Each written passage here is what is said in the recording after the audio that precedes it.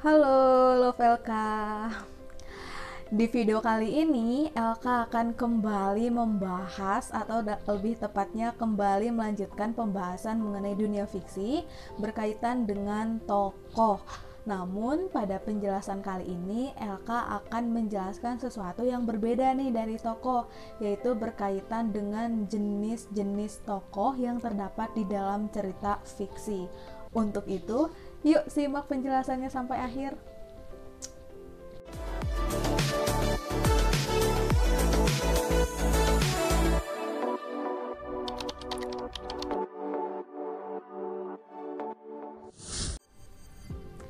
Lovelka, tokoh di dalam cerita fiksi ini tuh tidak hanya terbatas pada satu tokoh atau beberapa tokoh dengan karakteristik yang sama, tetapi karakteristiknya itu sangat beragam. Oleh karena itu, keberagaman karakteristik dari tokoh-tokoh ini pun mengakibatkan tokoh digolongkan ke dalam beberapa kategori berdasarkan dengan kriteria tertentu.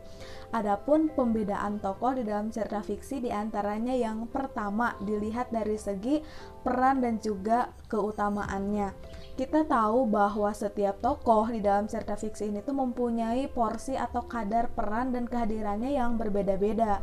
Tokoh yang tergolong penting dan juga frekuensi kehadirannya sangat banyak atau dalam hal ini dihadirkan secara terus-menerus sehingga hampir mendominasi keseluruhan cerita disebut sebagai tokoh utama. Tokoh utama di dalam cerita fiksi ini tuh mempunyai kedudukan yang sentral dan umumnya berkaitan dengan tokoh-tokoh yang lain serta memberikan pengaruh dan peran yang besar terhadap pengembangan plot. Adapun tokoh yang kehadiran frekuensinya itu sangat sedikit, baik sekali ataupun beberapa kali, dan itu pun dengan penceritaan yang pendek begitu disebut sebagai tokoh tambahan. Nah, meskipun kehadirannya tidak begitu sentral, tokoh tambahan itu tetap diperlukan sebab mendukung kehadiran tokoh utama, mempertegas kehadiran tokoh utama dan juga memperjelas kehadiran tokoh utama. Selanjutnya dilihat dari segi fungsi penampilannya, ada dua juga nih, ada tokoh protagonis dan juga ada tokoh antagonis. Tokoh protagonis ini merupakan tokoh atau sosok cerita yang ditampilkan sebagai untuk merepresentasikan atau merefleksikan nilai-nilai ideal di dalam masyarakat. Tokoh ini tuh termasuk tokoh yang mendapatkan simpati dan juga empati dari para pembaca. Kerap kali tokoh protagonis ini tuh hadir sebagai sosok yang diidamkan, sosok yang dikagumi dan juga menjadi hero. Intinya tokoh protagonis ini adalah tokoh yang sesuai dengan harapan dan juga pandangan dari pembaca dan juga pengarang atau bahkan dari keduanya. Sementara itu, tokoh antagonis adalah tokoh yang menimbulkan konflik dengan tokoh utama. Dengan kata lain, tokoh antagonis ini merupakan tokoh yang hadir sebagai oposisi atau lawan dari tokoh protagonis. Kehadirannya juga tidak kalah penting, apalagi di dalam cerita yang menyajikan suatu pertentangan antara yang baik dan buruk, benar dan salah, sebab tokoh antagonis ini tuh menjadi penyulut hadirnya konflik yang membuat cerita menjadi lebih menarik.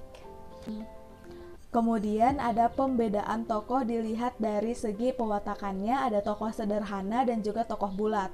Tokoh sederhana ini termasuk tokoh yang hanya mempunyai satu watak saja.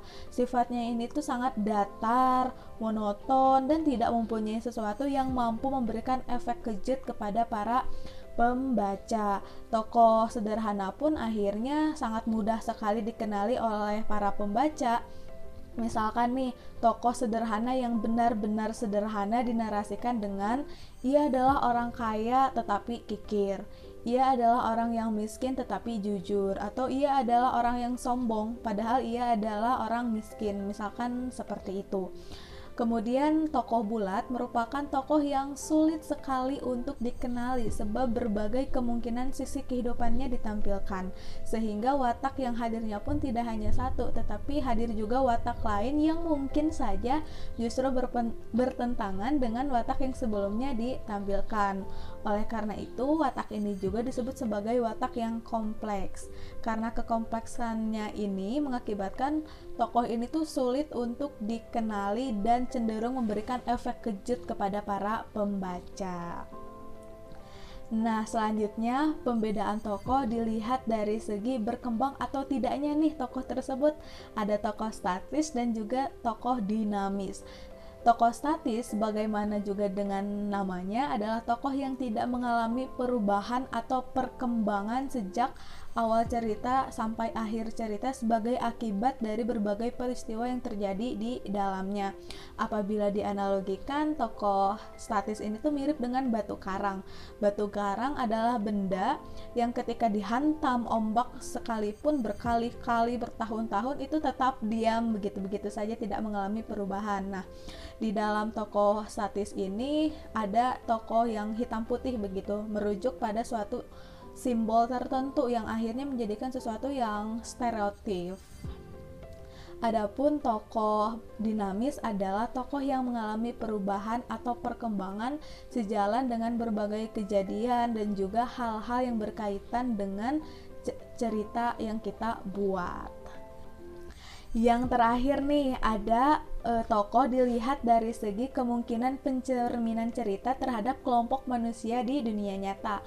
Ada dua jenis tokoh, yaitu ada tokoh tipikal dan juga tokoh netral.